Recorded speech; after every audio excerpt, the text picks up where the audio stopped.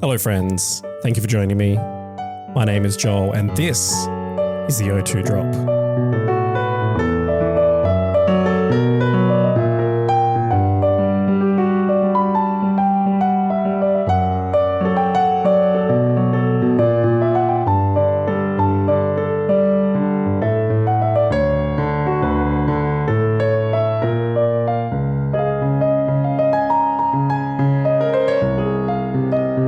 Listening to your favourite made-for-adults Pokémon VGC podcast, coming from Perth, the home of three-time Perth regional champion, Alistair Sandover. How you doing? And everyone's favourite Pokémon gay, Chris Marr. Is that legit? Everyone's favourite Pokémon gay? Do we need to poll people? Yeah. You said, by the way, you said thanks for joining me. I know. At the start again. And Mark's going to be furious. He is going to be furious. I apologise. I sound like rubbish. I am coming off the end of a cold or flu or something. So luckily, we have someone else joining us. Our first European guest, all the way from the UK, we are joined by Liam Westland. Thank you so much for joining us, Liam. We're very excited to speak to our first European, and we have the pleasure of speaking to someone who is a subscriber as well to the O2 Drop. So double whammy there. I'm just excited to have someone with a classy British accent on the podcast. Yeah. It's been like sorely needed for quite some time. I agree. Now, Liam, to get everyone to know who you are, where you're from, all that, we'll go through first set of questions. So this one that we ask all of our international guests is, how did you first get introduced to Pokemon as a franchise? I think it was my dad showing me Indigo League on Netflix. I think that was when I was like 3 or 4 years old. I think that was the first introduction to like watching it and fully like grasping it. Damn. Good. Yeah. That's a great start. You got a great dad. Just for context, you just recently turned 18, right, Liam? Happy birthday for 18? Yes. Yeah. Happy birthday, man. Yeah. Thank you. That's 3 days ago. You can go to the pub, I guess. Well, yeah, and officially an adult for the world's best adults, podcast, Pokemon podcast. He is an adult, just to clarify. Yeah. Nice. So big ups to Dad there for getting the introduction started. How did you then get introduced to the world of VGC, of competitive Pokemon? I think it was my 8th or 9th birthday. I got was it X and Y? Of course, played through that, and then when you get into like you don't want you got nothing else to do after the game, you go onto like the ranked battle ladders and play games on there, and I just kept getting absolutely destroyed on there with my Greninja that wasn't EV trained and my Talonflame that didn't have Gale Wings. So I think after that, I said I don't want to play online anymore. And then it came to like Sword and Shield, and we just moved house and we had the worst internet in the world. So I couldn't play any of my other competitive games. So I was like, what's a game that doesn't require like insanely stable internet and I can just play on my Switch whenever I want? And then it was like, Pokemon was the first thing that popped into my head. So I was like, I'll play this for a little bit then, and just fell in love with it since then. Nice one. Very cool. I have to say, I feel incredibly old now, though. You introduced to X and Y at 8 or 9 years old. I think I was at university when XY came out, and I never touched ladder in that game. A 9-year-old had more curiosity than you. Because I just, when you get like a horrible photo memory come up on your Facebook, it's like, I remember this from this date, 10 years ago. I remember there's a photo, and I don't know what I was doing with my hair. I had this like horrible anime hair. It was like literally like stuck straight up in the air. Like XY era? Yeah, I was holding X and Y. Like I'd bought both games. Back then I was an idiot that bought both games. No.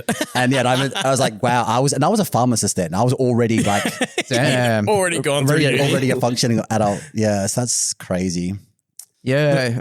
If I was 9, I don't know if I'd even like go into the ranked battles. Really interesting. You found your way there. How old were you when Sword and Shield came out, Liam?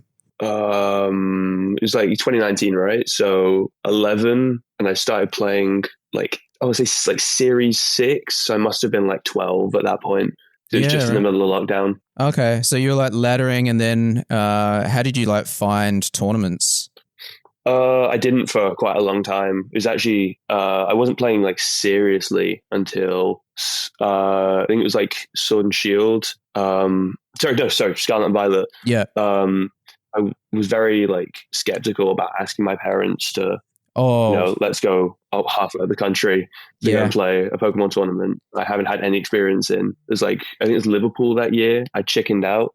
I was like, I Yeah. don't think they're going to say yes to this. Yeah. So then it was like, oh, let's go for a closer one. Because then EUIC 23 was in London. And I was like, sure, let's ask for that. And they were really like open to doing that. They were really happy with me doing that. Nice one. That's really good. Yeah, having supportive parents, I think is a bit more common now than when we were kids. Yeah. Like for me, I lied to my parents about where I was going when I wanted to go to a video game tournament back in the days.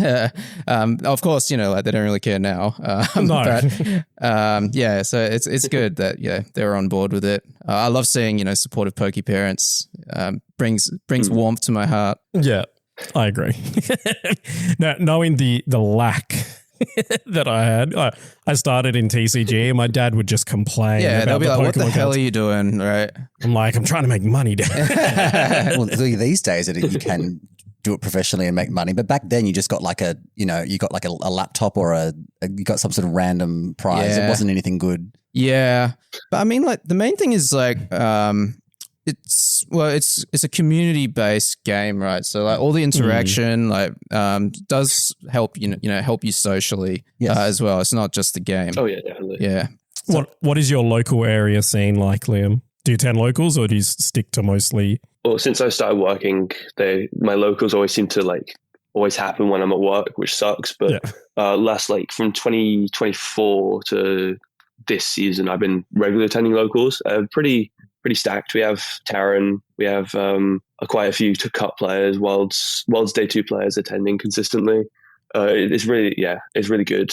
Oh, okay. So you're in London then, if I'm not mistaken. Taran's in London as well. Yeah, London and South. Nice one.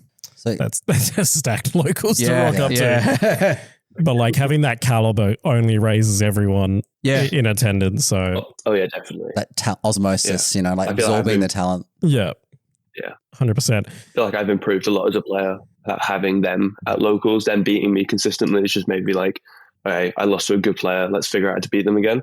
Yeah. Nice one. Yeah, and the ability to ask face-to-face questions as well is very underrated. If you're not exposed to that type of player consistently, like being able to be in front of them, ask questions about gameplay is like, as long as you're asking the right questions. right questions, like, yeah. If you go like, any tips? yeah. No. But if you're somewhat specific, then that can go a long way.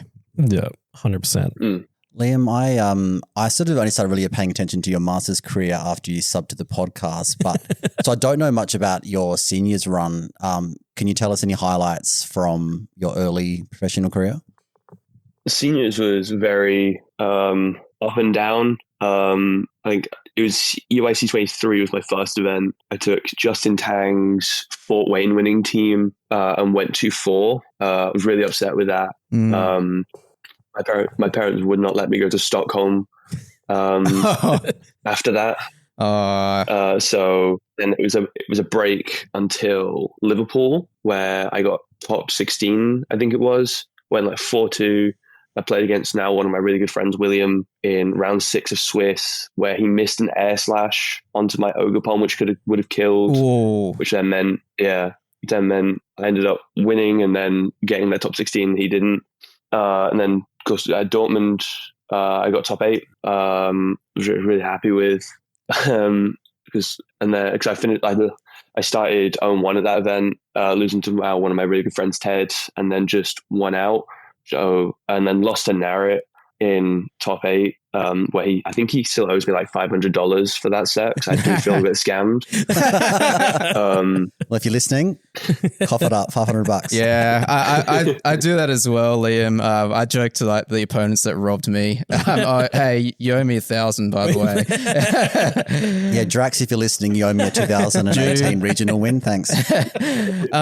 So EUIC 23, I was at that event as well. That was Regulation C. What regulation was Dortmund that you just mentioned? F. Oh, okay. So F, the it was 2024. Yep, makes sense. Yeah. As a senior, it's something I'm curious about because as a senior, obviously it goes up to 16 years old, right? Yeah, I think it's like 13 to 16-year-old is the bracket. Do they still have to have a parent in the venue with them as a senior? Yeah. Oh, definitely, yeah. Oh, yeah. Okay. All of them do. Like, the parents metagaming as well, trying to figure out the spreads. You can see, like, Seriously. the dads are just stood behind the other people's switches, trying to get their HP stats and EV spreads. Oh my God. Really funny. It's crazy. Oh my God. Like, that could be a reality spin-off like show, like, you know, the parents of like Parents of professional VGC. parents of VGC, the real parents of VGC. How supportive are your family though? Like, do they have to are they drawing like the short straw to see who has to take Liam to regionals this weekend and spend the whole day there? Like, or is it, are they like actively like wanting to go? It's typically just my dad who takes me. My mum's actually never been inside of an event venue. I think he sees it as the short straw when I'm not doing well, but I think he sees it as like, if he's doing well, then it's worth being here, having this with him. Yeah. Yeah. Yeah. Nice one. I can see that.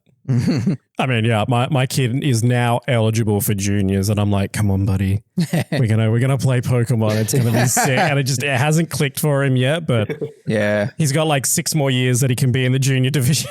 Yeah. So Yeah. we'll figure it out.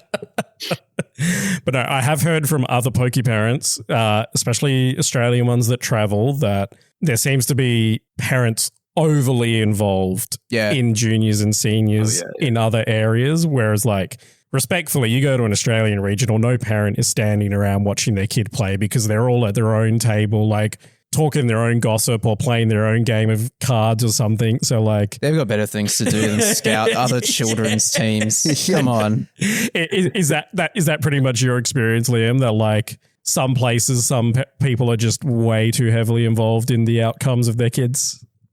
More so at ICs than regionals. Yeah, I can see that. But yeah, it's they just want their best for their kids, but it's a bit too far sometimes. Sure. So we usually also ask all our guests a couple of other easy questions. First of all, what is your favorite overall Pokemon? And secondly, your favorite competitive Pokemon? Amoonguss. Amoonguss. Seriously? Is that for both overall and competitive? Amoonguss. Oh, yeah, definitely, yeah. I love Amoonguss. My respect for Liam's just like gone down a little bit. I really hate Amoonguss. I think that's a very interesting call to say Amoonguss is your favorite overall as well. Like, I kind of get it. He almost fits into just a guy territory, but it's a I mushroom. love his design. It's so cool. It's a Pokeball pattern. Exactly. Is it your favorite Pokemon because it's got you so much CP in Reg F? Oh yeah, definitely. Oh no, just in general. It's got me. I think all my day twos. I didn't use it in seniors as much, but every time like I've done well in an event, it's been with Amoonguss. Yeah, fair enough. Just love using it. So fun. All right. Anyone from the UK, like London local scene, make sure you bring your Amoonguss counter to every single local because Wesley will be there. Chris has a whole case of Pokemon merch and not a single piece of Amoonguss propaganda. There's no Amoonguss propaganda in my house. No, I don't even collect any of the art in TCG. That's how much anti-Amoonguss I am. I'm more of a Shinotic guy. Yeah, you would be. I think he's got vibes. I have another question for Liam as well, because even though we've been doing this podcast for 2 years now, we celebrated our 2-year anniversary last week. It's still wild to me that just random people around the world in other cities, other countries listen to this podcast. How did you first get into listening to the O2 Drop? It was that GC stream. Because I kept sending the pastes in, and then the fuck you paste to Kieran. Yeah. And then That was the gateway. Yeah. The gateway drug. Yeah. Was the Nice. GC stream. Do you know, I remember last stream that you jumped in on, you were throwing out some of your fellow Londoner VGC player names, and I was like, follow them all on Twitter. Do any of them listen? Is there any other listeners in the UK? No. Okay. Not that I know of. I just that was rage bait them. Damn. I found it hilarious. Yeah. All right. I did get like 8 messages from people like, "Why have you done this?" Oh no. Why is some crazy Australian stalker adding me on Twitter? Oh my God, sorry. I just got vibes of like that Vine of the dude who gets slapped. Can't believe you've done this. Can't believe you've done this. Is Jacob Faraday one of your friends? Well, what I'd say is I don't know what he'd say. I don't know. Yeah. I have a particular thing against this guy now because his Twitter profile says he's the middest VGC player to ever win a local or day to an event. And I'm like, mate, I am the most middest player to ever win a local day to an event. So Jacob and I have said that we will one day do a mid-off. All right. Mid-off. To see who the most mid of the two are. So if you see Jacob, let him know I'm coming for him. So like losing that battle would be a victory? That's the weird thing, right? Are you trying to win or are you trying to throw it? That's the hard thing. I'm thinking like, well, you tell me. It's hard to officiate a mid-off. Exactly. yeah, but we need to come up with a way. Maybe You need to have more than just you two participating. No, it needs to be obvious you're both trying your best, and then the loser is the midder player. okay, but I feel like being the middest player to ever win a local or make day 2 is kind of a brag. So I don't want to win. There's got to be a better way to do this. We'll have to think. We'll workshop it. We'll workshop it. So you were getting like top 16, you were doing well, top 8 in seniors. This brings us to your Masters era, which would have been what, like Reg G onwards? The first Reg G? Reg H. Oh, that's right. Yeah. Okay. Oh, maybe. Yeah, we had locals in Reg G. Okay, so like December, but yeah, Reg H was the first like regional. Post Worlds 2024, basically, right? Yes, I think so. Yes, 2025 season, Yeah, which did kick off in. Was 2024 Worlds, wasn't it? yeah. Worlds was Yeah. Reg G, the first run, and then we played Reg H after Worlds, like basically September to. Yeah, the first of our 4 repeat Yep, regulations. yep. Yeah. So did you notice any significant jump not, I guess, talent-wise or like stress or like the quality of gameplay, like a jump from seniors to masters? I'd say the quality on average goes down a little bit because you look at seniors and you look at the average tournament, you have a bunch of kids who've now aged up and done incredibly well, which has shown like how stacked seniors was back then. Yeah. But then you go to masters and the quality is just like, instead of like 1 in every 3 players you've played is amazing, it's like 1 in every 10 players. So it's the quality just drops off a cliff for me, I found. The stress levels I found also dropped a lot because I wasn't expecting to do well in masters. I wasn't like going in with that mentality that, okay, I can cut this event, I can win this event, you know. Just love the way he says masters. It's a very interesting take because I feel like in Australia, that's probably maybe the opposite for most people who have done seniors through to masters. I think in Australia, your seniors campaign is probably easier on average, and you're traveling to an IC to get a more competitive exposure. And then like you come into masters, and if you hadn't done ICs as a senior, the step up would be pretty big. Yeah. I mean, in Perth, it's opposite because we don't get enough juniors or seniors to facilitate their own bracket. They have to play with masters anyway. At the local level. But I think there are a few over east where they play in their own pool and they're not mixed in with masters. So Yeah. I suppose it's just population density comes into that But a little bit. If they're traveling players in seniors, they'll have that exposure anyway. Yeah, quite a few in EU. A lot of them just go to all the events, which is fine. I've got a friend, Vikram, who top 4 Worlds last year, who traveled to a couple of events, and then this year is traveling to Turin. We traveled to Lille, and then he's going to Turin and NAIC. But he's already like locked his invite, so I don't know why he's doing it. Well, I think was it a European senior in 2025 season that maxed out points. Oh, He got like I heard something about that. No, that was TCG Gabriel Fernandez. Oh, yeah. okay. Yeah, TCG. Yeah. he got like DQ'd for cheating with the whole schmozzle.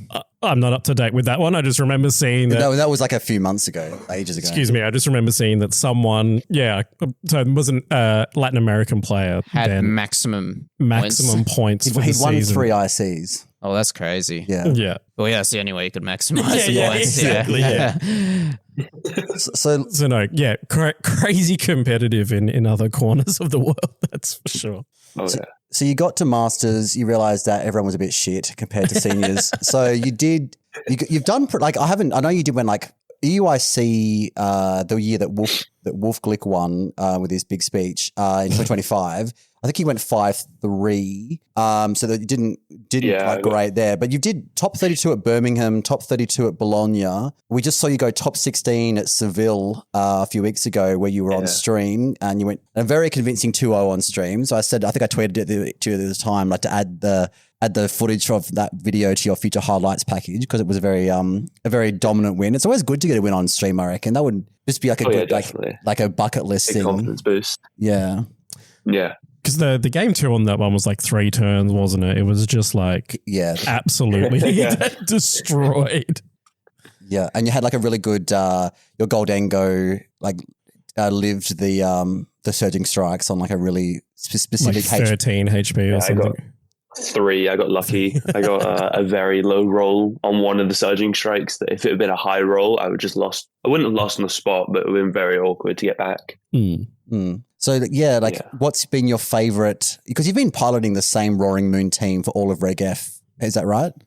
You think so from looking at the from the 6, yeah, results, but it's just genuinely no. I've been playing every other team apart from this team, locals. I've been looking for any excuse not to play this team, but it always keeps coming back to me. So I was playing a lot of Crantown, yeah. I was playing a lot of P2R, but both just felt awful coming into the tournament. I was just like, it's in the box. I'll just use it again. It's ready to go. I mean, you are kind of good at it. You've been very consistent with it. Did you have like a favorite moment so far from your Masters career? Probably the top 16, getting that top 16, the win on stream, the blood moon on the Among Us survival was, I think, was my favorite moment. Hell yeah, I love it. I love it when my Among Us survives. I hate it I really hate it when it survives. That thing needs to die and gets the game-winning spore. Oh, yeah, no better feeling. Oh, okay. Look, it's fine. Look, we can just agree to disagree. It's a mon that requires skill to pilot, I think. I'll say that. I don't think you can just bring a Mungus and just necessarily do well. You've got to know how to use it properly. Switch it out and when to follow me, when to spore, all that sort of stuff. Have you met any, obviously you've only really recently got into Masters. You've been following Pokemon for years. You know all the big names. Did you meet any of your like idols did you get paired up against any big name players? You're like, oh my God, I can't believe I'm playing such and such. I mean, Henry Rich at the EUIC after party was a big one. Hey, nice. Shout out to Hobbit. I'm sure he would have been going off. I mean, Antonio was one who I really looked up to. Not so much now. What happened? Who else? They shut the team sheet at me. What? Oh, that's right. Oh, Dirty Sanchez. Yeah. I remember shouting this out on the podcast. Yeah. Apparently he's got a history of doing this too. Because you weren't the only person that came forward and said that. No, Karen was talking about it, yeah. Yeah. Antonio, come on, lift your game. I think I beat Tier Time, Dortmund in 25, which was big. I don't realize how good he was back then, but yeah. That's a good win. I kept getting paired to Taran. Taran at 2 events, and he just beat me both times. But close game 3s. But yeah, I don't think it's anyone else I can think of top of my head. Yeah. I would like to play Marcus Coe though at some point. Yeah, Yeah, he's a very good-looking man. Just between you and me. he is. I'll be very and all the listeners of this podcast. between you and me and like and 1,000 everyone people. listening. Yeah. Okay, so on March 30th, you tweeted that you had made the decision to try for a World's Invite this season. You thought you needed roughly 200 more CP to secure your invite. 200-ish, yeah. 200-ish. But then I also saw, I Yeah. think it was April 3rd, that you'd missed out on registration for Utrecht. You'd already capped before you registered. Yeah. So what is the plan? Talk us through the plan for the rest of the season. Plan is right now Turin and locals, and if by whenever NAIC signups come out, I'm not locked for Worlds or not like an easy 5-3 at Turin to Worlds, I will probably be heavily considering NAIC. Because like the financial part of it is like I can sell a box I get at Turin plus then some of the cards I get at from the Worlds pack. Yeah. So yeah, hopefully it doesn't come to it, but NAIC worst case scenario. Plan B is Turin is like one of the very last before NAIC, isn't it? Think so. It's like it's the week before. Yeah. Oh wow. Yeah. Stress. They've like squeezed it in for the EU region. Yeah. Plan B. Can I interest you? May 23rd. May 23rd. We have Melbourne regionals in Australia. Maybe. You come visit the colonies. You could come do a tour of the colonies and come see us convicts and see how we play Pokemon. Well, with everything going on right now, I wouldn't recommend coming to Australia because you might get stuck here. There could be worse places. Yeah, actually, my dad's going to the UK like next week, and he can't take the direct flight because of the whole fuel issues, everything going on, like Yeah. the war and everything. He has to stop over. Yeah. And then they've got to fly around. So I feel like it'd be more dangerous to fly to NAIC than in Australia. You could make an argument Yeah. for both, but like Not in terms of fuel and consumption. it's but actually easier to come to Perth than Melbourne from UK. Is that because of the direct flight? Yeah, from London to The Perth? flights are less- cheaper. It's less distance. Yeah. Yeah, Mark will give you $20 reimbursement if you come to Perth. Thanks, Mark. the very generous offer from Yeah, so Turin. So you're going to have to play Reg I, right? So you're going to have to sink your teeth into. I mean, I guess you could still bring Warring Moon and Amoongus, but I mean, what are you cooking? Right. What is your Reg I Champions. kitchen? Wait, will it be champion? I don't even know when Champions is. Is it starting? Turin will be Turin is champions? champions. Oh wow, okay. nice. Nice. Jealous because us at Melbourne, we're the weekend before Los Angeles, which I think is going to be the first Champions event. Yeah, so even less reason to come to Australia for the regional okay. this year. Yeah, so I think Melbourne and what else is on the same weekend? Is it Lima? Is the same weekend as Melbourne? I think there's a Latin American event It's probably Lima, but I forgot. the same weekend as Melbourne, and we're both like pretty much the last Reg I events Sucks. for the season, which and considering Champions, Lima. Champions is coming out when this podcast comes out. Champions would have been out for a day. yeah. Which is a big distraction for some of us that are trying to cook in Reg I. You said that you had to do well at locals. How is your local BFLs? Like, what do you need to do at locals? It's right now my challenges are basically filled. My cups are 50, 25, 25, 13. So ideally I win one or two more cups, which then brings me into like top 32 at Turin will get me invite, or top 64 hopefully, but I can't seem to get a day off when locals are on, so I don't know if that's happening. Can't you just call in sick? I won't tell. No one will hear this. It's fine. I think the Brits have a better work ethic than us. They've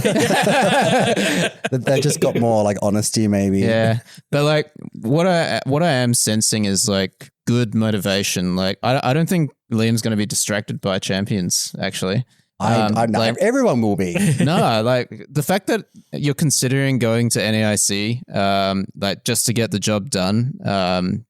Definitely speaks volumes. Whereas I feel like are you saying I should go to NISC to get the job done? no, but you had like 300 hours of ZA and going to Rockingham Cups when you wanted a Worlds invite. I have accepted the fact that this season, unless I win Melbourne, when I win Melbourne, When you win Melbourne. I probably won't be going to Worlds this year. even as a spectator. I know that's the running joke that I'm going to be there as a spectator. No, I'm not wasting money to go to fucking San Fran and get blown up. I hope that doesn't happen. My God, Chris. But that was a crazy thing to say. Sorry, I'm in a pessimistic mood apparently. But no, like, I don't know.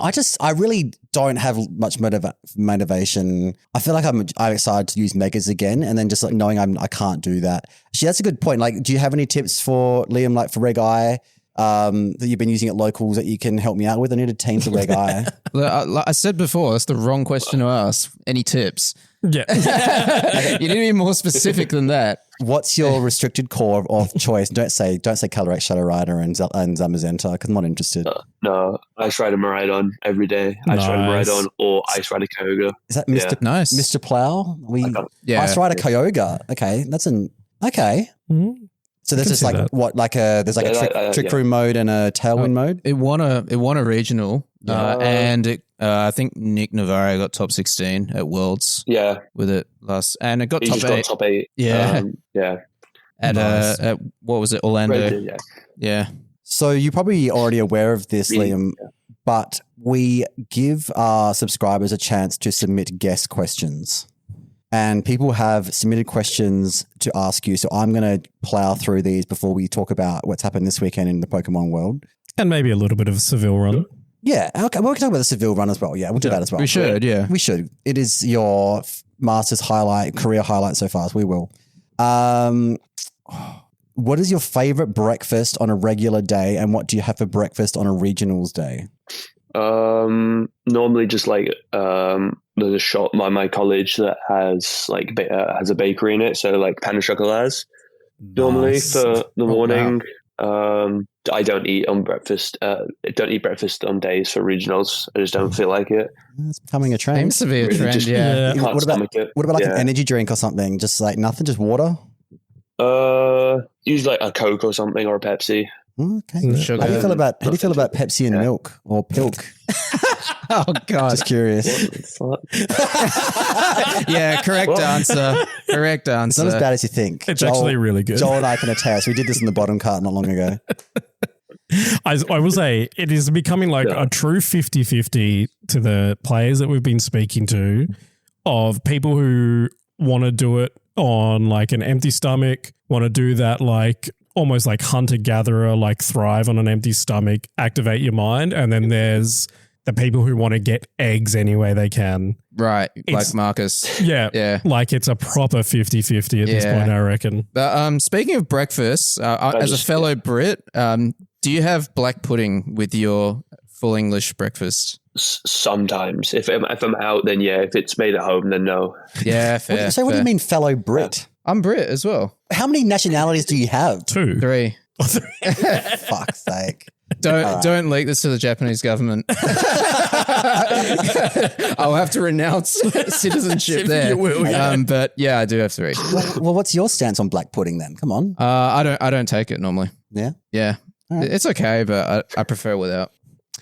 The one time I watched black pudding get made, I was like, nah, I'm so good. Yeah. Like the idea of it, I was like, I might try it. And then I watched it being made and I was like, no, I'm good. Yeah.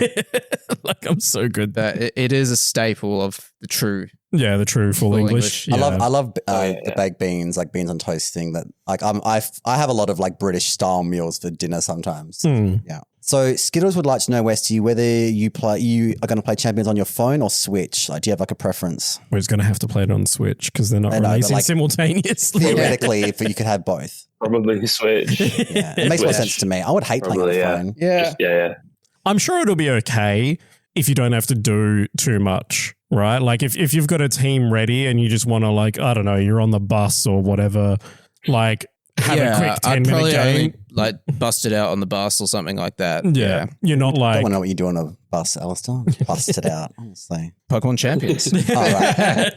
I'm excited by the prospect that it can come to mobile and I could, instead of doom scrolling, flick onto Champions and play a few matches. Doom scrimming, exactly. Yes. On my phone in bed instead of having your brain then. Yeah. Well, it depends what team you're playing. Could be playing Hard Trick Room. Or I mean, I get slammed. Dondozo. Oh, yeah, I was going to say I get attacked for being a Dondozo player. So, you know. Okay, so a few people in different ways, Liam, have asked you about how you'd recommend people getting better at VGC, improving their skills. You obviously been improving, seemingly like event by event, doing better and better. Do you have anything that you've changed with your maybe preparations, with the way you've practiced or approached team building, or is there anything that you've noticeably changed that you think would be like good advice for those listening? My main mentality is just play balance, especially if you're like wanting to improve quite quickly. I think balance is the best way to do it. Like that's like, I went through a period where I was just playing like hyper offense and stuff and I wasn't doing very well, and then went to balance. I spent a couple of weeks getting wrecked on balance and then just felt good with it ever since. Yeah. I definitely echo those thoughts. Like for me, I didn't play balance until 2019 when Incineroar was on 90% of teams. And then playing a lot of 2019 and balance, I feel like I actually got like a way better theoretical threshold just from that. So I definitely agree with you. Yeah. Yes. I think the time that I improved the most was like Reg B when I was playing goodmons.com, and it was just like, having to make proper decisions and reads and stuff and like think long term. Yeah. That's, I agree. Like I feel like I think more and improve more like short term running a balanced team than if I go and click tailwind spread move for weeks on end. Yeah. You don't subscribe to the Church of Hyper Offense that Mark's been peddling lately? So just to like... also stop playing ladder as much. Stop playing ladder regional as much. Teams. I have like a 10th of the ladder games with the team I've been playing than Crown Town. Like it's crazy. I've got like I just felt like ladder just makes me lose confidence so much more quickly than if I win. Yes. Like it's every loss. It feels like I have to get like 6 wins to bring that confidence back up. Yeah. It isn't worth it. Yeah. So would you recommend, like, if you wanted to get some game practice in, would you be scrimming friends instead rather than doing random showdown ladder? Oh, friends, definitely, yeah. Friends, or just asking for a specific matchup with someone or something, just mindlessly laddering just isn't the way. So, yeah, it's just not good. Unless you're, like, wanting, like, it's for a newer player, of course, but then you reach a certain point where it, like, plateaus and then just drops. And it's like, there's no point in doing this anymore. Yeah, I agree. Like to get high ladder, you need like a little bit of a lucky run as well. And just one loss brings you down so much. It's generally not worth it to try and go for like number one or anything like that. Yeah.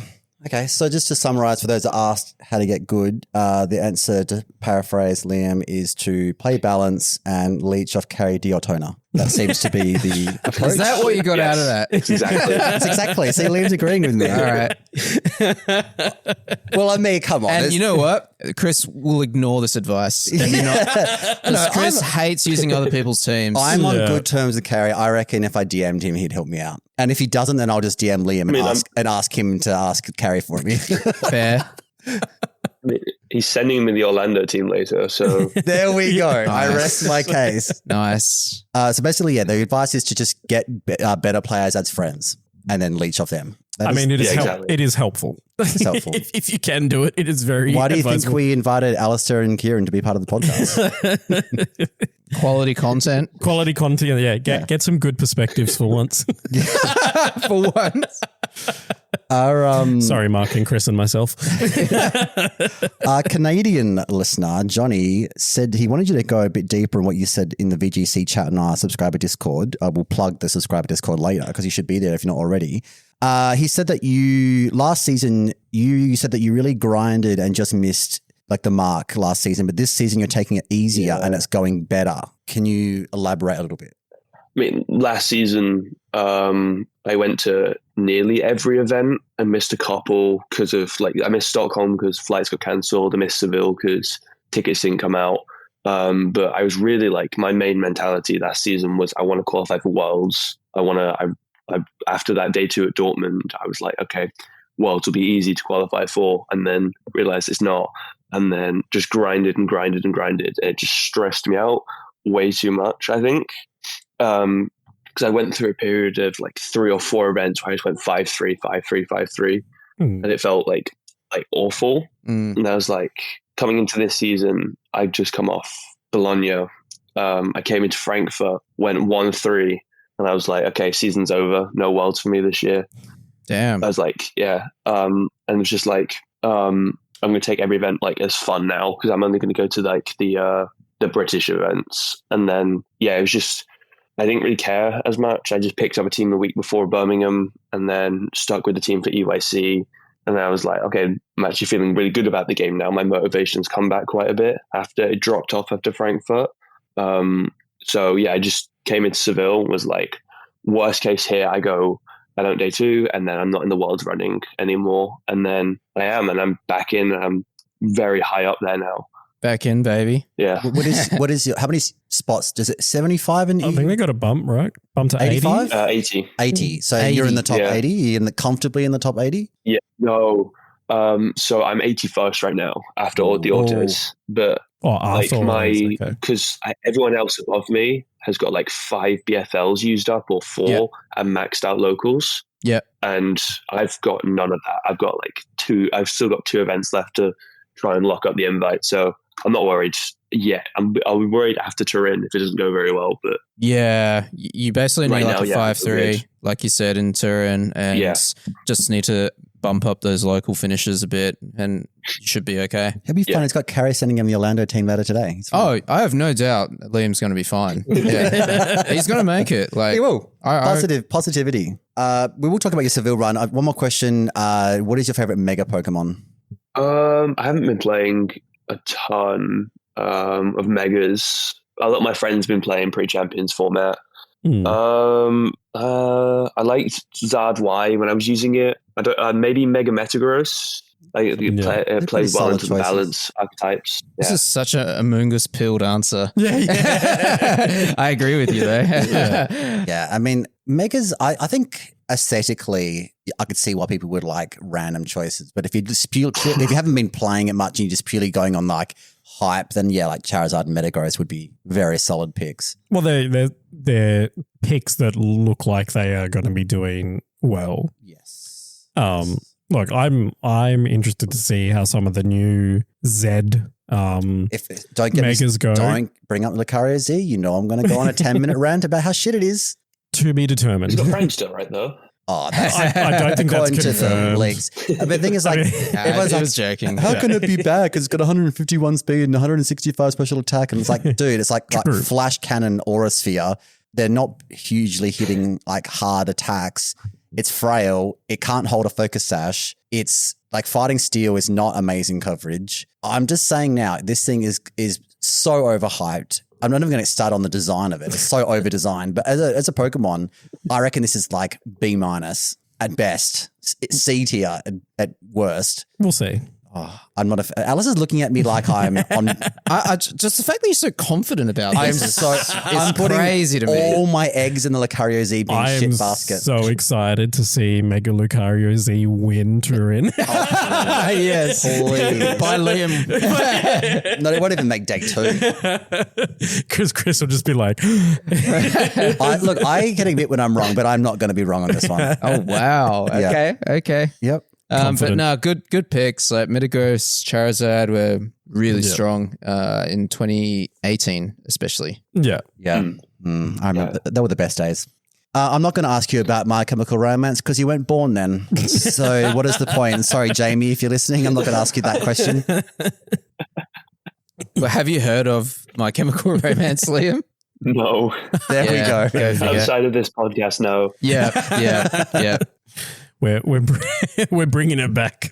Not really. Our singing rendition of it in the bottom cut this last week when this comes out, I thought we did a good job. Yeah, and Mark cut it short, so thanks to that, Mark. Ruined it for everybody. All right, Seville. Tell us about your lead up to Seville there, Liam. What were some of the decisions made prior to the tournament? How difficult was it using RK9 and registering your team correctly? Considering some top players in America seem to be having problems with that recently. Not mentioning any names, Lawsy. For Seville, I didn't really have a team locked in until Thursday night, or Friday morning, Thursday night. It was I think the format's just really weird, Reg F, where I was playing a bunch of Terran's Seattle top 8 team. I just felt confident in that until I started playing ladder, and then I was like, no. And then I was like between like 5 teams coming into like Thursday morning. And I just forced myself to, okay, by end of today and start of tomorrow, I'm going to find something.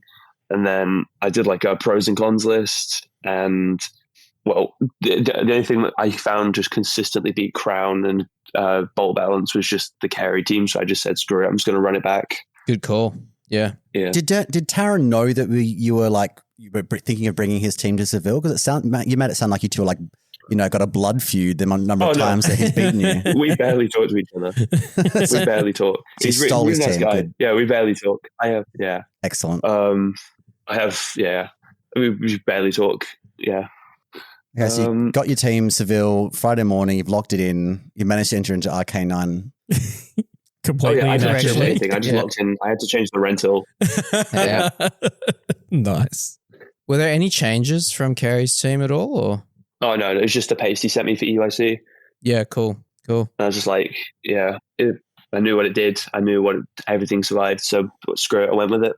Yeah, fair enough. I mean, comfort going into a regional is probably just as important as making the number 1 medical. Yeah, I'd rather do that almost always. Yeah. Speaking of EUIC, I'm sure I vividly remember seeing you with a O2 drop sticker that someone gave you, that Hobbit gave you at EUIC. Is that right? No. You didn't get one? No. Got to ask. No. Team, come on. Okay, NIIC. If you go to NIIC, he's the not last going resort. to NIIC. Because he's winning Turin. Yeah. Oh, true. True. All right. We'll get you one. We'll get you one. We'll make it happen. We'll make it happen. Yeah. It took us like a year to get Moxie boosted one. So, probably like 2 years to get Liam one, but that's fine. If we can do it in 11 months, we're improving. Yeah, true. It's true. Marginal gains. Oh, Worlds, obviously. Because he's going to qualify for Worlds. We've got players going to Worlds. Probably Alistair when he wins the Japanese Nationals. I doubt that, but if I am, sure.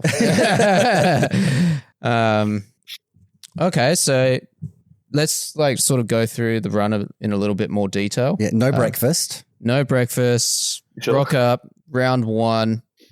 What happened round 1, and how far did you go before losing? I played Hard Tricker in round 1, which I've been grinding. It was one of the 5 teams, so I feel like I can do the matchup really well.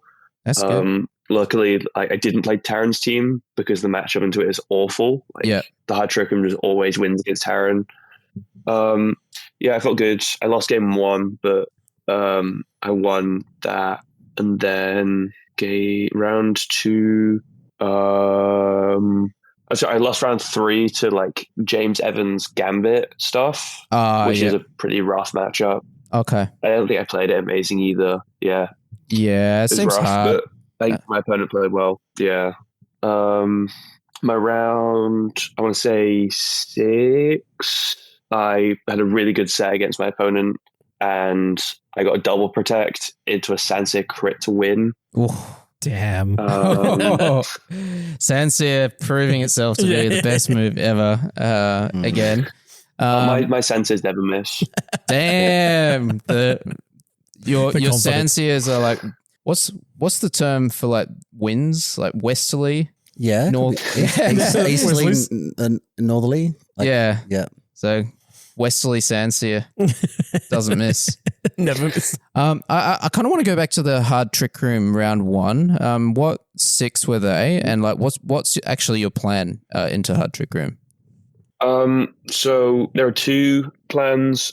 So for Ndidi Farig lead, game 1 they always lead Ndidi Farig because they expect you to lead Lando Golengo. Mm-hmm. So just spread move spam to kill the Ndidi hat lead. Yes. So my friend Connor came up with a great line, which was Inting Gus lead instead.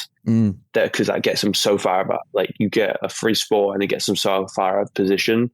Yep. I did lose that game because I didn't realize it was Sash max speed Oshifu until it killed by Goldengo. I was expecting to outspeed it. Yeah. And game 2, I called the Indeedee hat lead. So I went Dengo, Lando, and just spread move spam, and I hit my senses. So always win. Yep. And then game 3, indeed, back to Instant Gust lead and just won from there. Yeah. Okay, nice one. Yeah, it was Ruben Escudero who was, Hans, Urshifu, Indeedee, Hatterene, Farigiraf, and Torkoal. It's interesting because there's actually, because I often play balance myself, and hard trick room is always something that poses a problem in testing.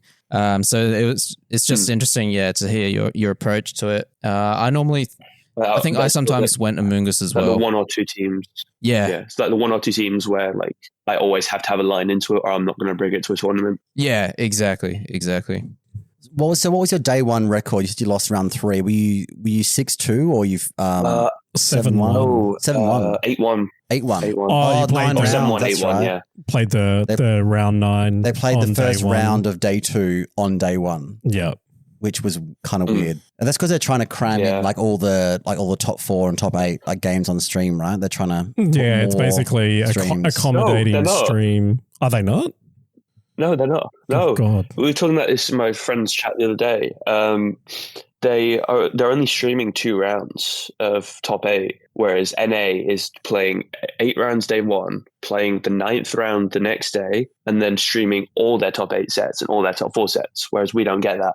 Oh, really? So it was a weird decision then to play the 9th round. Because we have spoken to someone else about this, that EU events tend to do this, playing the first round of day 2 on day 1, and that for some people that completely negates coming in the next day, especially if they're an X2 at the end of 8 rounds, and then they, if you lose that 9th round, you're like, well, I don't really want to come back tomorrow, but I kind of have to try and play for like a top 64 or top 32 finish from CP, there. And it's like, so you went 7-1, and then how did round 9 go? Round 9 was pretty good. It was the Dozo Weezing team. Oh, was it Marcus? I Marcus messaged Carrie Co? before the set and said, no. It was a Specs Flutter team. With like a Bolt, a Chiyu, and a Tatsu. Scarf Dozo and Weezing. With Ruination. That's literally my team. Scarf Chiyu. Yeah. That was my Sydney team. Yeah. Dodo Hatsugiri, Flutterfish, Raging Bolt, and Weezing. So what are you doing to that? I messaged Carrie. I just messaged Carrie about it. And what did he say? See if I can find it. So you all mocked me when I said linked up Carrie. It's legit. Where was it? I think it was game 1. It was Moon Lando lead. Pressure the Weezing. Call the Chiyu lead, which I got right. Pressure Chiyu and Weezing. I got that call right. I knocked off the Scarf on the Chiyu, which meant I was outspeeding with Moon, so I could go tailwind stuff.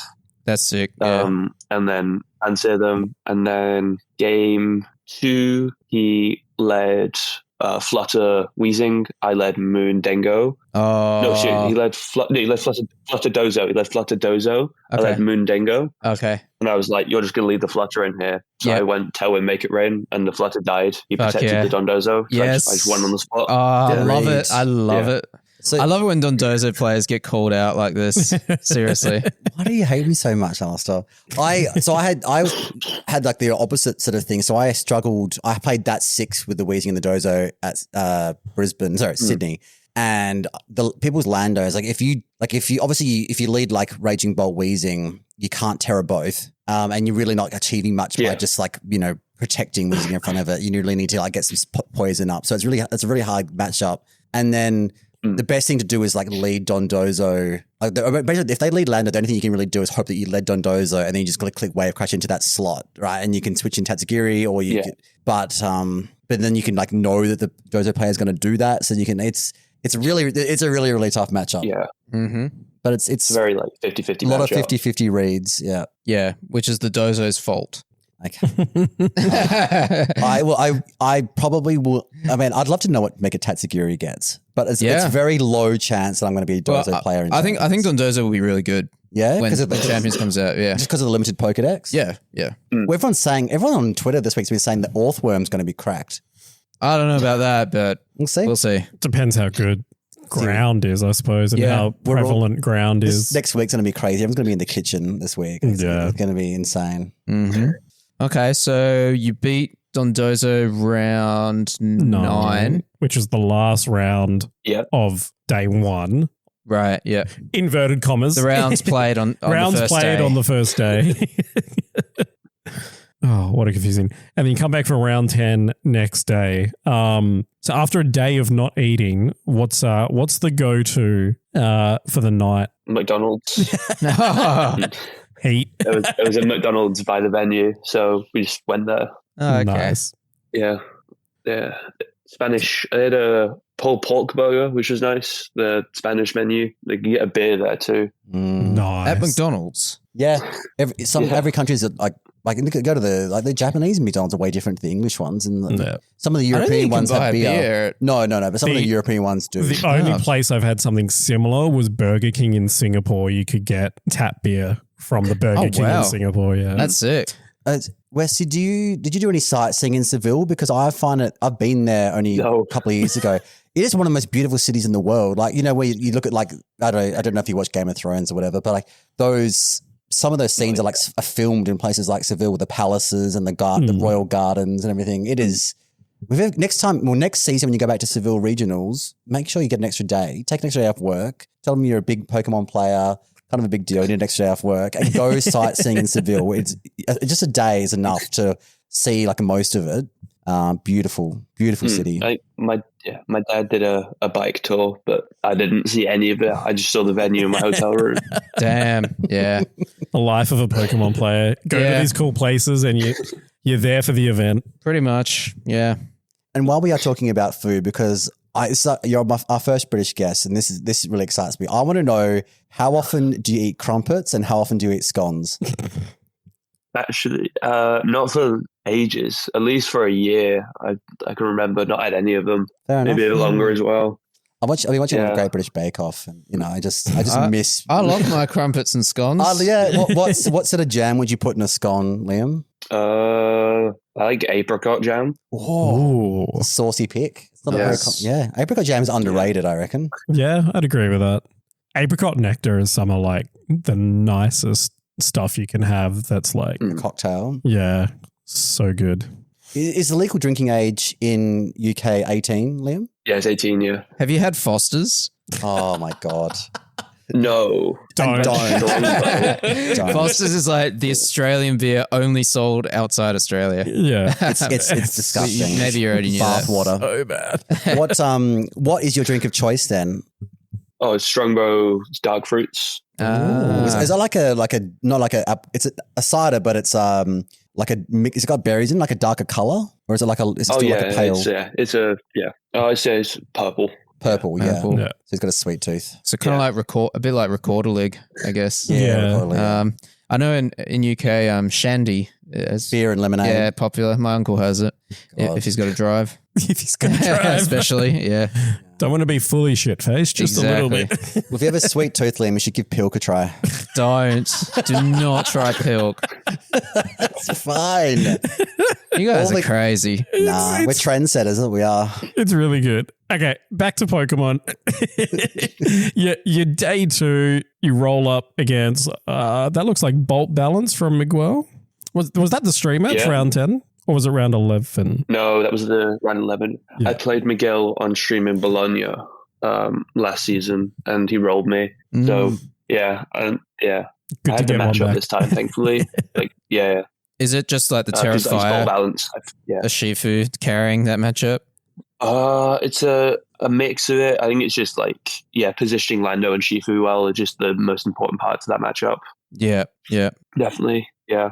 Also, it specs Flutter with Helping Hand Incin. It was a bit tough, but I just played very differently to how I played my stream set versus him. So I played a lot more defensive, a lot more don't make insane reads here, and ended up really benefiting me. Yep. Fair enough. Nice. So we're up to, is it round 10? Joel, what do you... round 11 was the stream match. Yep. Where we got to watch some utter dominance in game 2 of that set. 3 turns to the win or whatever it ended up being. It was... Damn. Yeah. People were popping off as well. All our Australian group chats like, oh, Westy's like on stream right now. He's dominating. Like, go everyone, go watch it now. And it was So over. you have got you have got a fan base in Australia now. That's good. That's really good. Do you have any thoughts on that, or other than absolutely rolled him? Or Well, how long? One thing I'm curious about, because you obviously the commentators and the casters are always padding for time between rounds. How long are you sitting on the stage, twiddling your thumbs, waiting for them? Because it seems like a long time to like get the game going. You're sort of sitting there waiting for the judges to give the okay to push the buttons. Oh, like 5 or 10 minutes. It's not insane amount of time, but like that gives everyone else like all the other games to set up, and then because you're the last game done typically. Like they'll finish, and then you're just going straight into it after that round. No time to. Not an insane amount of time. Yeah, Did you you have to like set up the graphics and stuff. did you get a play Pokemon T-shirt? I did, yes. That was the main thing I wanted. I didn't get one at Bologna. Color? So I was like, the first thing I asked as soon as I got back there was, "Can I have a T-shirt?" And they said, "Have it after the set." Nice. What So color did you get? Yellow. So you didn't actually have to wear it on stream, but you could still ask for one. No, they didn't get it for me on trip. Yeah, Oh, okay. they didn't get it because they have like the tape for the brands, Yeah. so they don't show up on stream. But Right. like, yeah, okay, I would have. Yeah, Oh, okay. Because like I know some people didn't get a shirt even if they asked. They're cutting costs a bit. Only a small indie company. yeah, $1 billion indie company. Like it's tough. It's tough. They out haven't got here. enough shirts. What did you? So we had a bit of a field day with some of the EUIC, so the European casting scene. What do you think of Costa and his energy levels? Costa's great. Yeah, Amazing. He's a great guy to talk to, and like just a great guy. Obviously, amazing at his job as well. You can tell from the semis set. Yeah, I'll have to go and watch that one. I played some audio from. The last was that the semis. There wasn't. Where did I play that audio from? It was a different regional, but he was just screaming about the I icy think win. it was. Was that Seville? I think it was Seville. It was no, it was Bologna. It was Team versus Tia Pero. He crit the Terapagos, I think.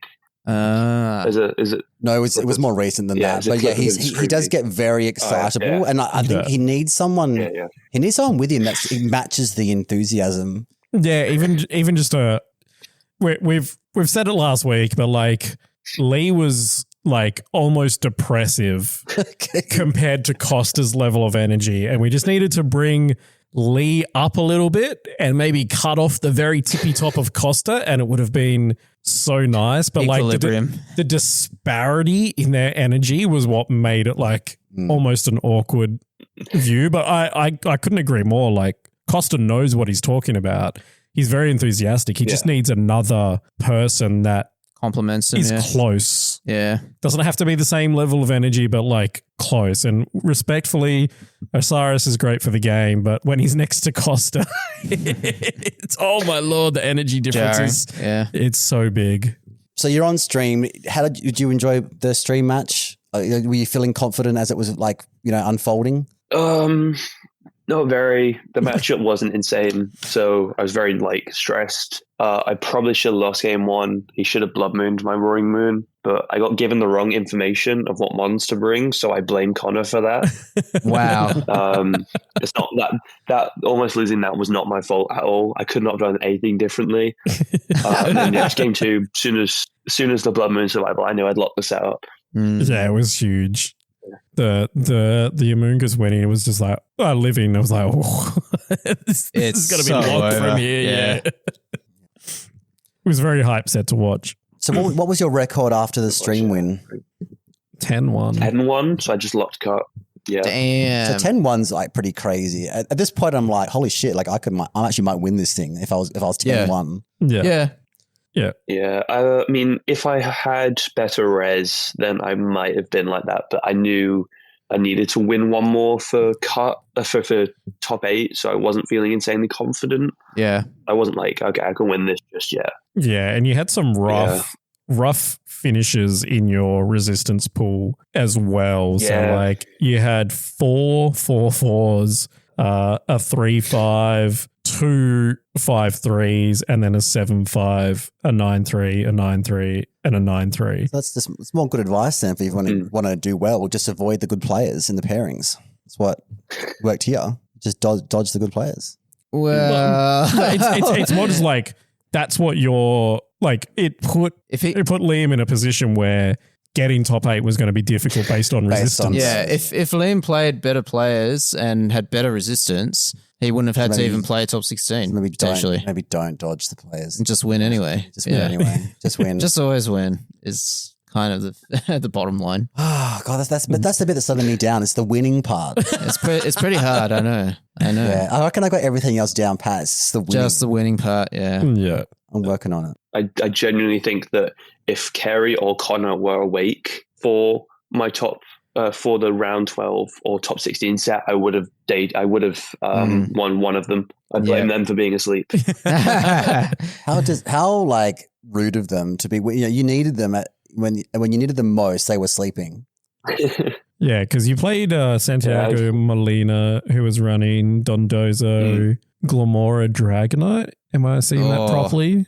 Is there a Tatsugiri? Yeah, Dondozo, Tats, Glamora, Chiyu, and Tornadus Dragonite. Let's go Dondozo. Okay, so what happened? He just played well. The matchup isn't insane. He played my friend Lucy the round before. He was on the same team, so she gave me a bit of like what he was doing, but he just played it so well. I think I got a low roll game 3 onto his Tornadus, which I think could have won me the set, but he just played really well. And game 1, he missed Draco onto my Amoonguss and then missed Heatwave onto my Moon. Yeah, so I got lucky to be in that position, so fair. I'm not upset. Yeah, fair enough. This is the game we play. And what did they lead game 2 and what did you lead? They kept leading. I think it was Torndozo. I was leading. I actually don't remember what I was leading. I think it might have been like Moonlando. Okay. Maybe Moongus. Yeah. Yeah. Torndozo is interesting. Well, I mean, it was very good. Yeah. Yeah. It was a really good lead for the team because Santiago had played this team at Birmingham. He'd used it and gotten like 2 places under me at Birmingham. Right. I got like 30th with the carry team. So he knew what he's doing. Yeah. Turn it into a top 4 finish. Yeah, that's really good. As well. So, yeah. Depending on what the opponent's got, like I would sometimes lead something like Torndozo. It just depends because like a dry wave crash, but like a raw wave crash without the is still doing a shitload of damage. And if they haven't got like a Rillaboom or something like that that's directly threatening a lot of damage to Dondozo, like getting speed control up and just taking a chunk out of something with Dozo turn 1, like I don't see a problem with it. I like that. Yeah, makes sense. He's got to be able to predict their lead really well. So that was your round 12. So that was you were 10-2. 10-2 and had to play ASIM top 16. Yes. Against the eventual finalist, Samuel Pereira. Have we reminded? Samuel Pereira. Isn't he the guy that was peddling Great Tusk recently? Yes, that was his Great Tusk. Yeah. Yeah. So a reminder of the team: it's a Tornadus, Great Tusk, Fluttermane, Half-Flame, Ogerpon, Goldengo, and Insin was the team that did end up finishing second place. Yeah, I wouldn't have really known what to. I doubt. I mean, Liam, feel free to chime in, but I doubt there would have been like what's my Great Tusk line? You wouldn't have had that. You wouldn't have had Carrie text you that before the event. I thought Great Tusk was Rock. Rock time. Rock Grand. I thought it was Rock Grand, not Fighting Grand. Oh my God. Kids these days. Where were you in Series 2? Before I got rebranded. In school? Yeah, probably in school. Yeah. Put your books away. This is the only subject that really matters. Pokemon Biology 101, ground fighting. So how did that type thing like affect your gameplay? Like, did you not see like a close combat? I didn't. He never brought it. Oh, okay. No, he never brought it. Because that would have been funny. It's the bait and back. Is Tusk coming? Was it just a case of like he was just a better player on the day? I mean, he was the finalist, or was it just a bad matchup? The matchup wasn't amazing, and I'd also rounds 8 of UIC. I played against his friend Gabriel, who's piloting this team, but with Barcelona, and I think they both team built the Great Tusk team together. So they knew what they were doing into me, and yeah, it's just a rough matchup on good players. So not much more I could have done. I don't think. Yeah, maybe a couple hard reads, but like that's hindsight's 2020. Yeah, Samuel Pereira's friends were probably awake and helping him, unlike yours that were all asleep. So that could have been the difference. Yeah, I feel like they can get pretty far ahead, like just leading Torn Flutter and making calls. Yeah, just create so many pins. Yeah. Rough. All right, is there anything else you want to say about Seville before we talk about Orlando this weekend's results? We'll get your thoughts on that. Drama. And the drama. It's always drama. Always. Nothing in particular now. Cool. Should we start with the drama? We can do. I'd like to the first drama of Orlando is that 3 of the top 4 were Shadow Wider, which kind of expected. It's not drama, it's just annoying. It is just annoying. I, for one, am very done with these like high power formats. I'm very excited that on the horizon we have champions and low power formats coming back because we just get to express ourselves a little bit better, I feel. But yeah, there was a lot of drama before the Orlando even kicked off. Yep. We alluded to it when asking Liam about his prep. Some RK9 issues, seemingly, or TO issues where people are not submitting their teams properly and blaming the software and then blaming TOs for not letting them make changes. I really dislike this argument. Because it is your responsibility as a player to make sure that you are prepped. And whatever time the tournament organizer says is the cutoff for your team, that's when work starts. Like that's when prep for round 1 is happening on an organizational perspective. So like I think most of our regionals in Australia, it's like 7 a.m. morning of. They say you got to have your team in by, Chris. Because it's usually 7 a.m., yeah. Because that's when the work starts. I don't know what it is for bigger events in EU and NA. Similar? 5:30. I mean, so 5:30. So a bit later. Sorry, a bit earlier, 5:30, yeah. Yeah, so obviously you've got 2 to 3 times on average the players that we have in Australia. So it makes sense. There's a whole lot more printing to do and going through and making sure everything's ready. Judges and tournament organizers don't have time to individually go through in round 1 and make adjustments for, 100 players who haven't submitted their teams properly. And I don't know, my take on this is that it's almost like VGC players versus accountability, where they're blaming TOs and judges for not being allowed to make changes before an event when they should have gotten it correct the night before. I'm happy to be told that I'm wrong with this opinion, but I'll go deep into it. Okay, so obviously it's on the players. We all agree on that. But like, what do you think? Should the player just accept it, try and play the tournament with the wrong item or the wrong whatever, terror? Or do you think that, people that drop before the event because they feel like their team's unplayable with that one error, is that just a cop-out excuse because they're just in a bad mood? Or do you think that people legitimately should do you think people should try and play it out? I don't know. Has this ever happened to you, Liam? Have you ever had like a team issue where you've had to just play it out? I've never personally had it, but my friend Freddie, he submitted Metal Coat on a Specs Dengo set for EYC. He played the carry team, but with Metal Coat Dengo with Trick. He played it out. He went like 5-3. I think I remember seeing that one pop up he went on like 5-3. Twitter. Yeah, it's not bad. Why are they running Trick on Metal Coat? Yeah. I reckon we can't keep blaming the judges. I get that. Surely, I understand that the theory about yes, the judge could allow something to be fixed. But the problem is you've got, I don't know, say thousands of players there. They don't, if they do it for one person, they have to do it for everybody. Yes. And they don't have that capacity. No. So it's all very well to say, yes, I did it I was there an hour before the event started and I identified it straight away and let the head judge know, blah, blah, blah. But it's like, they have to be consistent with their rulings, right? Yeah. So I get it. I find it very frustrating when higher reputation players are peddling it as not the responsibility of the player to get it right. Yeah. And that they're blaming Arcanine for not saving team changes. That's one thing that comes up quite a they're bit. blaming the judges. But also name calling. Even like I've had it at a local for Go where I've been judging, where I've had to going into the final match tell someone that they can't use 3 of their 6 Pokemon because when they were doing it on their phone and scrolling, they scrolled the HP selector instead of scrolling the screen for the team selector. oh my god. And they've gotten the HP wrong by 1 as like, I'm sorry, but that's not a correct Pokemon that you've submitted. You cannot use it. Yeah. So like these mistakes happen in all games, but if you submit it wrong as a player, you've submitted it wrong as a player. Yep. I mean, you have to do due diligence. Like proofread it. We know the rules. Unless you're a new player, then Yeah. it might get you by surprise. But if you're a seasoned player, like you know the rules.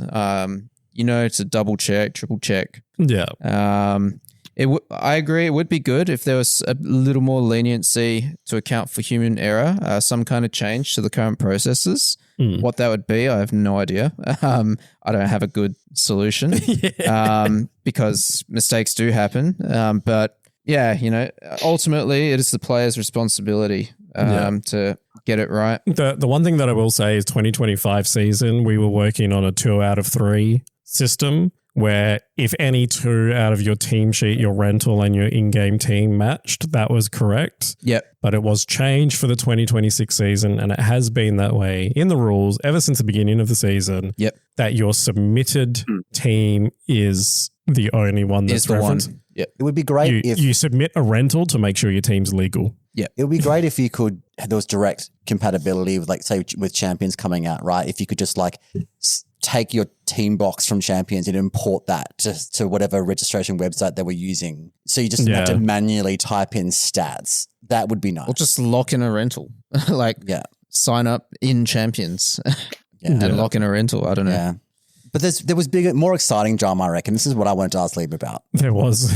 Because he's been on stream, he's won on stream, he's celebrated on stream. Yeah. So there was multiple DQs on various, I don't know much about VGC per se, right? But there the TCG in a game between Makani Tran and Service Jones, they got Lily's Determination, basically a shuffle your hand into your deck, draw X many number of cards, right?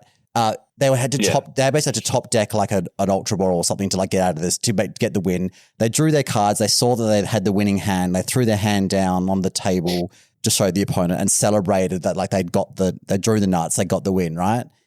Then he hadn't actually played any of the cards or resolved the actions.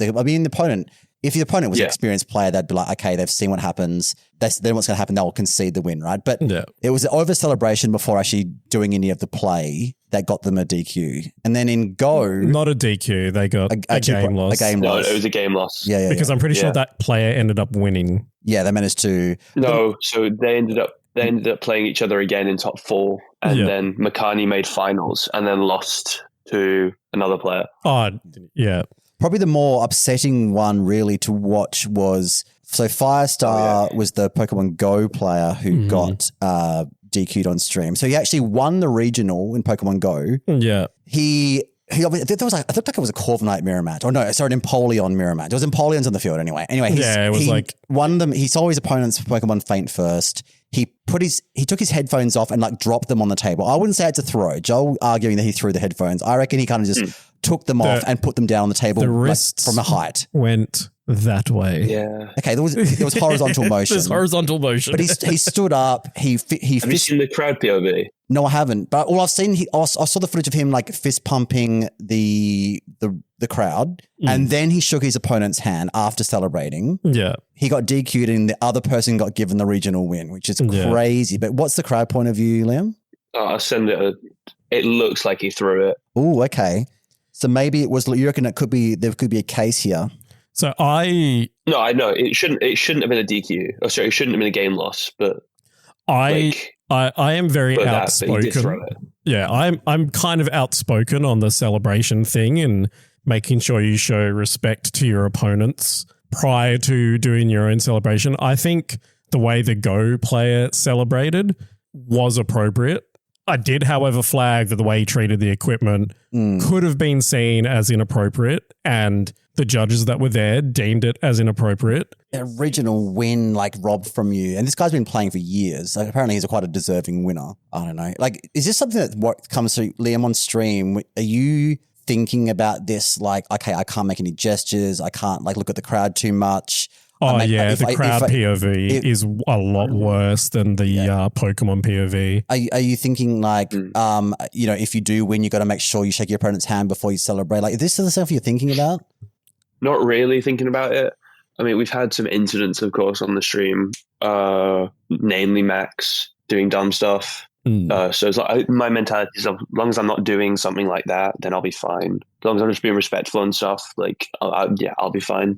And just don't. Yeah, I'm not worried about looking at the crowd too much or anything. Like, because we had was it Lorenzo got DQ'd from an event?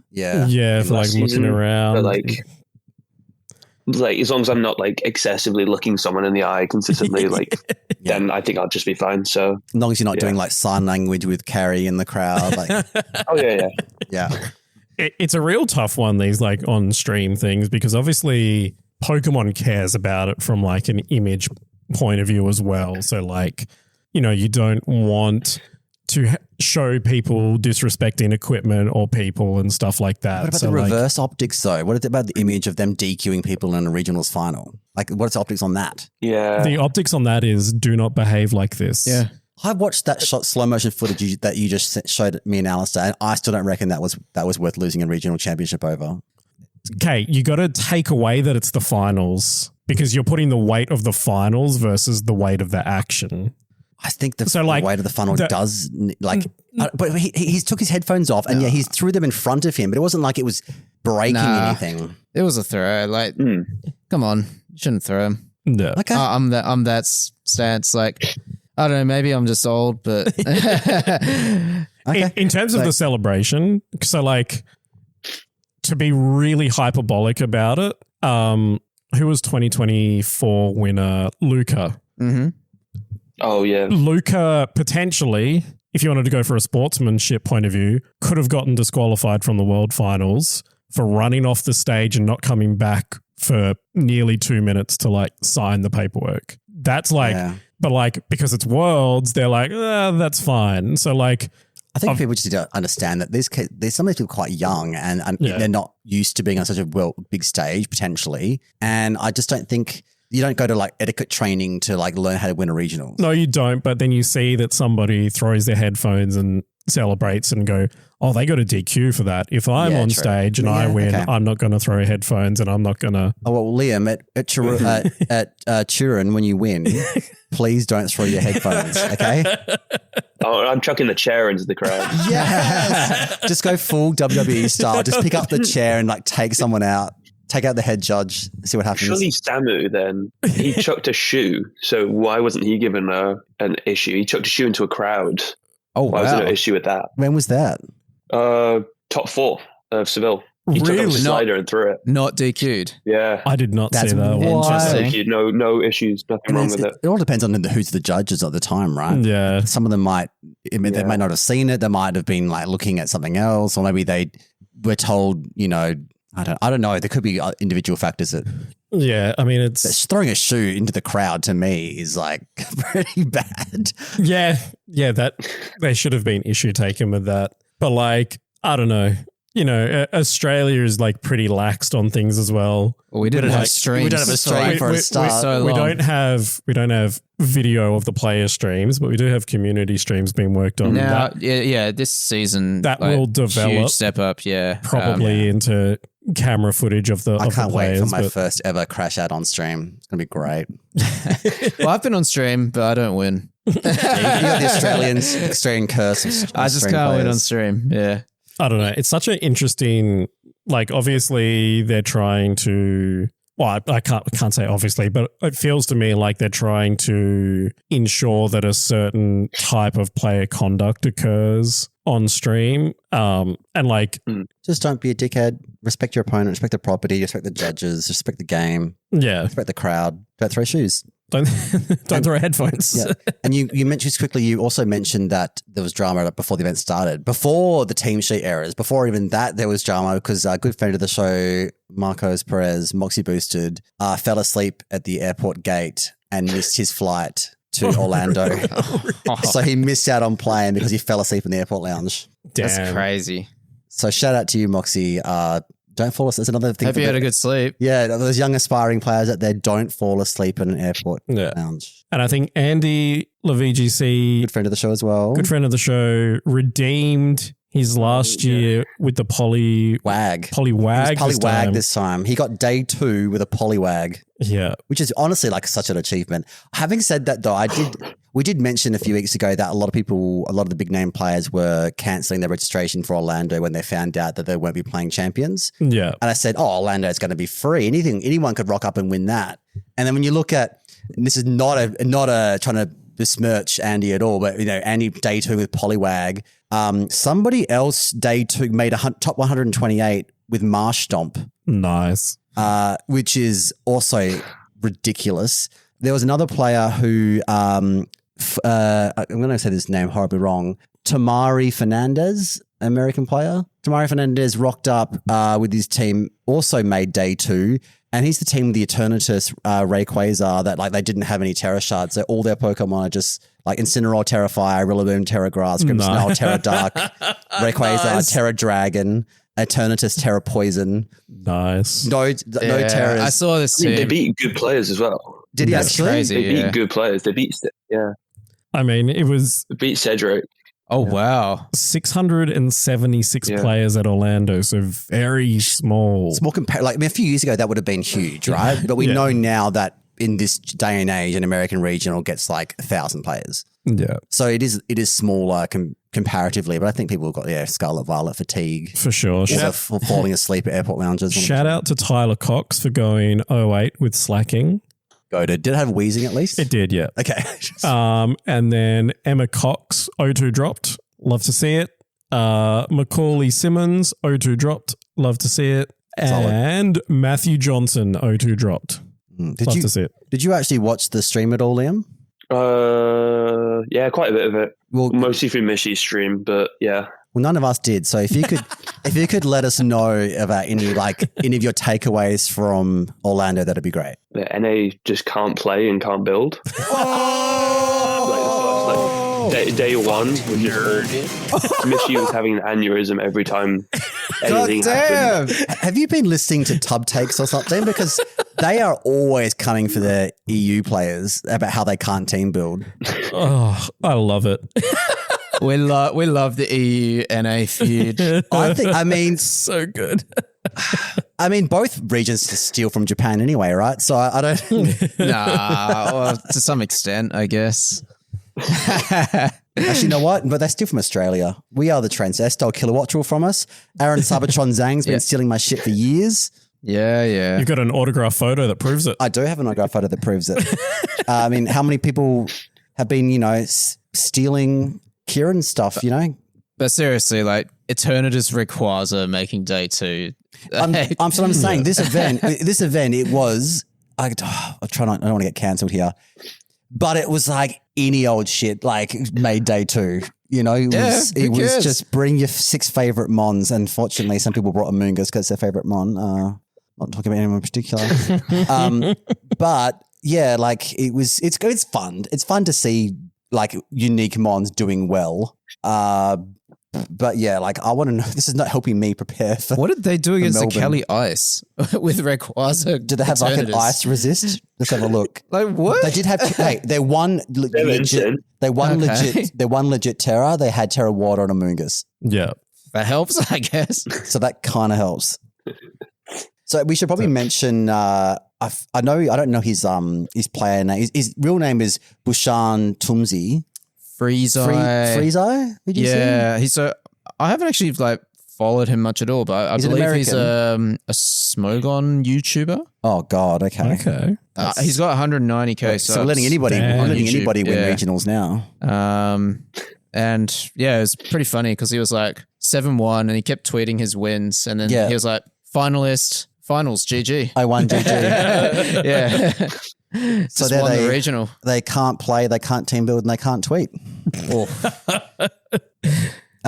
You had the team up? Bring us up. Yeah, it's Rocky Helmet, Terrifier, Moongus, Sash, Terra Ghost, Calyrex, Shadow Rider, Zamazenta, Terra Dragon, Ogapon, Cornerstone, Choice Band, Dragonite with Inner Focus, and AV Terra Ghost Chiempao. It's Michael de Besta The team. old AV Go, yeah, AV Chen Power MDB is very brought this team to MDB. Worlds. Yeah.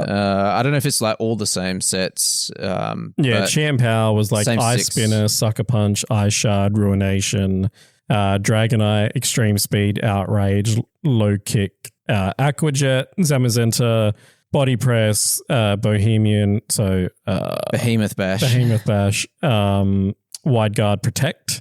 Ogapon was Ivy Cudgel, Power Whip, Follow Me, and Spiky Shield. Excuse me. Astral Barrage, Psychic Encore Protect on the Calyrex, and Van Sludge Bomb Spore Rage Powder Protect on the Amoongus. It's a solid Alright. team. What do you think about it, Liam? I think it's a good team. Yeah, it's really solid. 'Cause is it Mishy's top 8 worlds team? Yeah, I'm pretty sure it's the same. Maybe there's like 1 or 2 changes Yeah. on it. I don't know. It's same solid. 6, definitely. I feel like it's just it's Yeah. really good. Like it gets ahead in the damage race so easily. Like with double sash, extreme speed, and sort of like priority with sort of ruin. Zamazenta as well. Yeah. Just quickly, because I know that Liam's got to go to work soon. But usage for, I only have the day 1 usage, but the restricted Pokemon, Miraidon 34%, Shadow Rider 32%, Lunala 24%, Koraidon 24%, Ice Rider 22.8, Zamazenta 22.2, Kyogre 12.8, and people are still peddling Terapagos at 6.5%. Like, that's misguided, but whatever. I still think it's rubbish. The results support that. Yeah. But there wasn't like I loved this. I looked at the usage for the top 12 non-restricted Pokemon as well. And I do love seeing Brute Bonnet, world champion Brute Bonnet, I should say. And finalists. And finalists. There was a Brute Bonnet mirror in the Worlds last time. 13.7%.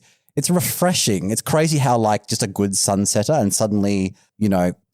Brute Bonnet's good again. And also having a really good matchup into Shadow Rider. Yeah. The most broken Pokemon they've ever made. Yeah. Can't wait for them to nerf that, hopefully, in Champions. Yeah. I think Miraidon's more broken. True. It But is, yeah. it's got a decent matchup against that too. My wish list for Champions is to not have to play with Legends for a really long time. Yeah. Yeah. That's my wish list. That said, I actually like Regulation I the most since like the first year of Scarlet I think it's Violet. better than G. Yeah, I think it's better than G, F, H. I don't know. What do you think, Liam? Do you like Regulation I or do you prefer others? And what's your least I favorite prefer, regulation? I prefer probably H. H wasn't enjoyable as much as I thought it would be. Yeah. And you said you prefer I as well. I liked, I is decent. I would prefer not to play a restricted format for a while. Yeah, me too. Mm. It's no Urshifu for a little while would be nice as well. Yes. Yeah. Yes. Did you vote on the poll where it had like Reg C, Reg F? The poll that was on Twitter and Instagram? I went Reg F. You went Reg F. You Yeah, I went Reg fool. Yeah, I don't think it was a correct choice there, to be honest. Like, Yeah. if we played Reg C, It would have been difficult. we probably would have found like just everyone playing New Balance or some Give other me that balance. other The team. fat, Yeah, balance, fat balance, new balance, whatever they called it, balance. balance. Yeah, I don't know. We just did go through all of the regulations far too quickly in Scavvy. We should have played Series 1 or for like a year. Yeah. Or Series 2, like for the Yeah. rest of the year at least, yeah. I don't know. I think in general, especially our local community, I don't know what the sentiment is where you are, Liam, but do let us know, is that people are just ready to move on from Scavvy. We're ready to move into Champions and do something new and hopefully have better thought out regulations for a better amount of time. Like maybe we play two regulations a year and we let them develop and then we move on type thing. That's what I'd like to see. Yeah, I mean, most of us aren't going to make Worlds, so we've basically mentally checked out of Scarlet and Violet. But for someone like Liam, like he's still, I imagine, very much invested in Scarlet and Violet because you've got your GC qualifying. Well, Japan, doesn't give a fuck about Scarlet Violet anymore. I'd love to know what you're cooking up. But yeah, all right. Well. Anyone got any more? We'll probably talk more about Reg Eye like next week when we've had because there was also an Italian regionals as well this weekend that we haven't even mentioned. Curabita, I think, was it? Yeah, but we'll cover a bit more Reg Eye stuff next week. Oh, Querétaro, sorry. Yeah, today was more about getting Italian, right? Getting our first ever. Surely LATAM. Yeah, it sounds LATAM. Yeah, is it not? I thought it was Italian. Why would they have an Italian regional when they had Seville? Because Seville wasn't this weekend. It was Orlando. It was Orlando. And I swear it was an Italian. Okay, I'm getting my days mixed up. I could be Chris. very wrong. I'm sorry, Chris.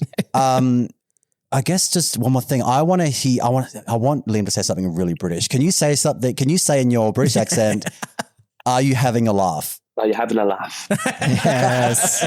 Put it on for you. You're taking the mickey. Before we let you go, Liam, and prepare for work as we wrap up. You sound like you're from London.